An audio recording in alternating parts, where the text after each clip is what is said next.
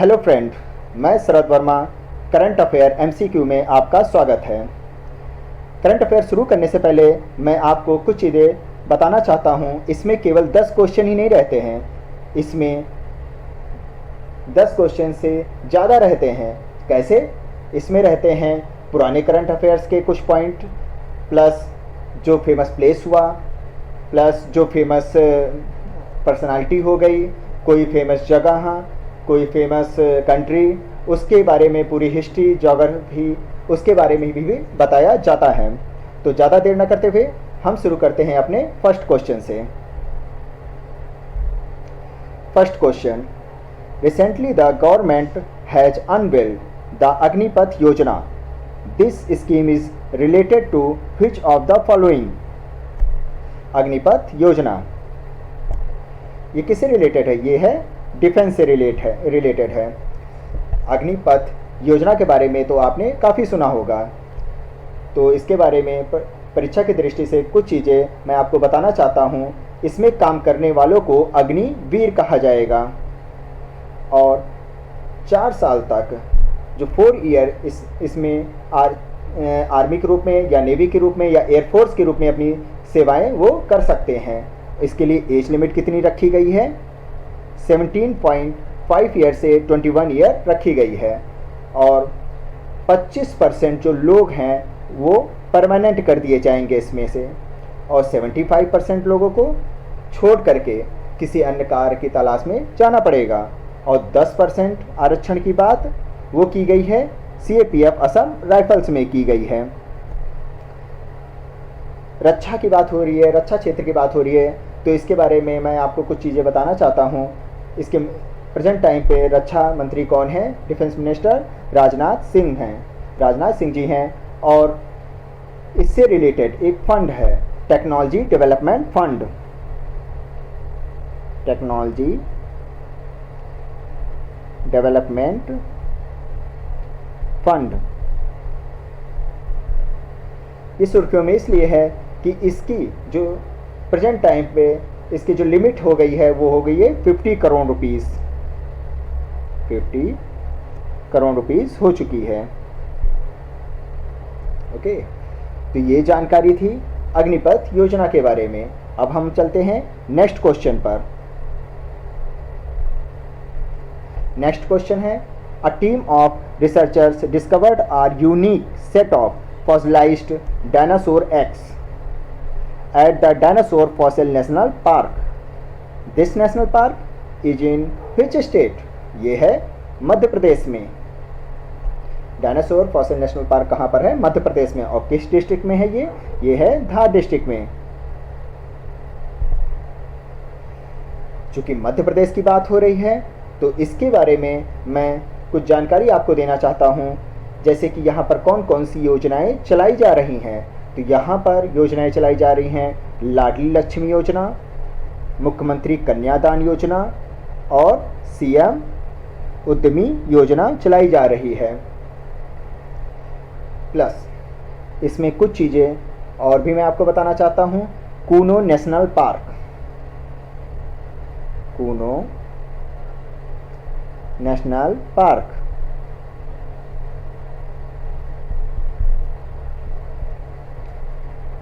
ये काफ़ी सुर्खियों में रहा था। ये किस लिए फेमस था? अफ्रीका से यहाँ पर चीते मंगाए गए थे, यहाँ पर लाए गए थे, और उनको यहाँ पर संरक्षण दिया जाएगा, इसलिए कूनो नेशनल पार्क काफ़ी चर्चा में रहा है। और खेल के क्षेत्र में एक चीज़ मैं आपको बताना चाहता हूँ। भोपाल जो कि मध्य प्रदेश की राजधानी है, यहाँ पर 12वीं हॉकी चैंपियनशिप का भी आयोजन किया गया था। तो ये जानकारी थी मध्य प्रदेश के बारे में। अब हम चलते हैं नेक्स्ट क्वेश्चन पर। नेक्स्ट क्वेश्चन है, which ministry released the periodic labour force survey for 2020-2021? परीक्षा की दृष्टि से काफ़ी इंपॉर्टेंट क्वेश्चन है। तो इसे कौन जारी करता है? इसे जारी करता है ministry of statistics and program implementation. सांख्यिकी और कार्यक्रम कार्यान्वयन मंत्रालय द्वारा इसे जारी किया जाता है। पीरियोडिक लेबर में कुछ नहीं, इसमें जैसे कि जो श्रमिक होते हैं उनके सर्वे, उनसे उनकी जो सर्वे की जाती है, जो बेरोजगारी, रोजगारी दर, इनकी भी इसमें चर्चा की जाती है। तो उनका पूरा सर्वे तैयार करके इसको बनाया जाता है। तो इसमें 3 पॉइंट आपको जानना काफ़ी ज़रूरी है। वो 3 पॉइंट्स क्या हैं? माइग्रेशन रेट, अनएम्प्लॉयमेंट रेट और labour force participate rate. Migration rate, जैसे कि नाम से पता चल रहा है, मिग्रेशन क्या होता है? जिसमें लोग अपने मूल स्थान से कहीं और कमाने के लिए या किसी अन्य कार्य के लिए चले जाते हैं। वो दर कितनी चल रही है? रेट वो चल रही है 28.9%। ओके। अनएम्प्लॉयमेंट रेट ये चल रही है 4.2%। अनएम्प्लॉयमेंट रेट, इसमें 18+ जो भी व्यक्ति हैं जिनके पास अभी भी रोजगार नहीं है, उनकी भारत में इस समय कितने परसेंट हैं पूरे भारत की पॉपुलेशन का? वो है 4.2% है। Okay. Next, labour force participate rate, ये कितना है? 41.6। ये क्या होता है? इसमें वे व्यक्ति जो जॉब की तलाश में हैं या जॉब कर रहे हैं, उनका पूरा सर्वे किया गया है और ये कितने परसेंट पाए गए हैं? 41.6%। तो ये जानकारी थी पीरियोडिक लेबर फोर्स सर्वे के बारे में, जो कि जारी करता है statistics and program implementation ministry के द्वारा। अब हम चलते हैं नेक्स्ट क्वेश्चन पर। नेक्स्ट क्वेश्चन है, which two countries have had long standing rival claims over the Asian territory which is in news recently? Asian sea के बारे में आपने सुना होगा। ये कहाँ पर है? ये है मेडिटेरेनियन सी के नॉर्थ में है, जो कि आपको मैप में दिख रहा है। और ये किन 2 कंट्रीज़ के बीच में है? ये है ग्रीस और टर्की के बीच में है। ओके। तो इनके बीच इसको लेकर के द्वंद्व चल रहा है, ग्रीस और तुर्की के बीच में। तो इसका राइट आंसर भी ग्रीस और तुर्की है। तो ज्योग्राफिकल पॉइंट ऑफ व्यू से एशियन सी के बारे में आपको जानकारी रखनी होगी। अब हम चलते हैं नेक्स्ट क्वेश्चन पर। नेक्स्ट क्वेश्चन है, the team lambda is in news these days, which does it relates to? Lambda ये है क्या आखिर? ये है एक गूगल रोबोट। इसकी खासियत जानते हैं आप क्या है? ये इसके अंदर इमोशंस हैं, सेंटिमेंट्स हैं, और एक रोबोट के अंदर सेंटिमेंट होना तो काफ़ी बड़ी बात होती है। और ये किससे रिलेट करता है? ये है AI chat box, artificial intelligence chat box से ये संबंधित होता है। ओके। तो ये जानकारी थी लैम्डा, जो कि एक गूगल रोबोट है। अब हम चलते हैं नेक्स्ट क्वेश्चन पर। नेक्स्ट क्वेश्चन है, India's first display fabrication unit will be set up at which place with in investment of ₹24,000 crore? तो 24,000 करोड़ रुपए के निवेश से भारत की पहली डिस्प्ले फैब्रिकेशन इकाई, India's first display fabrication unit, ये किस स्थान पर स्थापित की गई है? ये स्थापित की गई है हैदराबाद में, जो कि तेलंगाना की राजधानी भी है। चूंकि तेलंगाना की बात हो रही है तो इसके बारे में मैं आपको कुछ चीज़ें बता देना चाहता हूँ। फ्लो केमिस्ट्री टेक्नोलॉजी हब, जो कि सुर्खियों में काफ़ी चल रहा है, ये कहाँ पर बनाया गया है? ये बनाया गया है हैदराबाद में ही। Okay. Flow chemistry technology hub. Next, statue of equality, इसके बारे में हमने अपने फर्स्ट वीडियो में पहले ही चर्चा कर चुके हैं। ये स्टैचू बनाई गई है हैदराबाद में, जो कि रामानुजाचार्य के ऊपर था, जो कि विशिष्ट द्वैतवाद से संबंधित हैं। नेक्स्ट है लार्जेस्ट डाटा सेंटर, और ये कौन बना रहा है? ये माइक्रोसॉफ्ट लगा रहा है। कहाँ पर? तेलंगाना में ही लगा रहा है। ओके। नेक्स्ट है सस्टेनेबल कूलिंग पहल, ये कहाँ पर? इसको भी तेलंगाना में स्थापित किया गया है, ये शुरुआत की गई है। और लास्ट है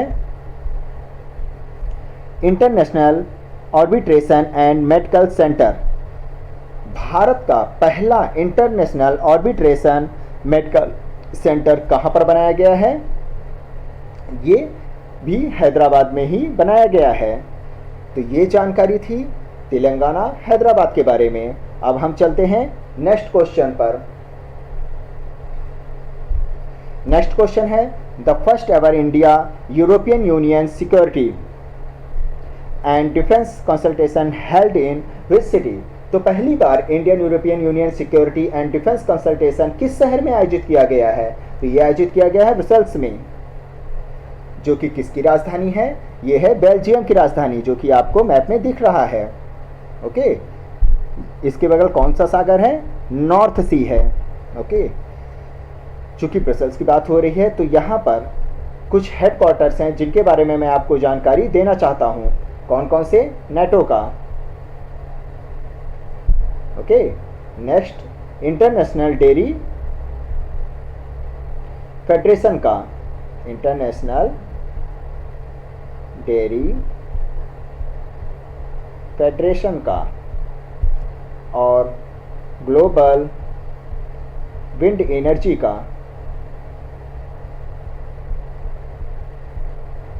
ग्लोबल विंड एनर्जी काउंसिल का भी मुख्यालय यहीं पर है। तो किसका किसका है? नाटो का है, इंटरनेशनल डेयरी फेडरेशन का है, और ग्लोबल विंड एनर्जी काउंसिल का मुख्यालय जो है ब्रसेल्स में ही है। चूंकि यूरोपियन काउंसिल की बात हो रही है तो इसके प्रेसिडेंट कौन है? इसके प्रेसिडेंट है उर्सुला।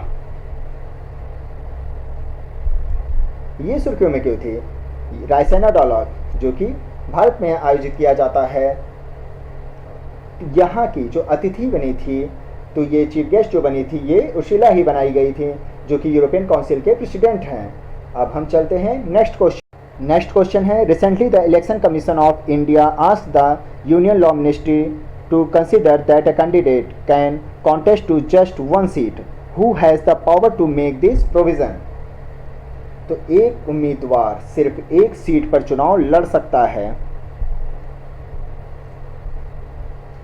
ये प्रावधान किसके पावर है? ये है संसद, पार्लियामेंट। इसका राइट आंसर है पार्लियामेंट।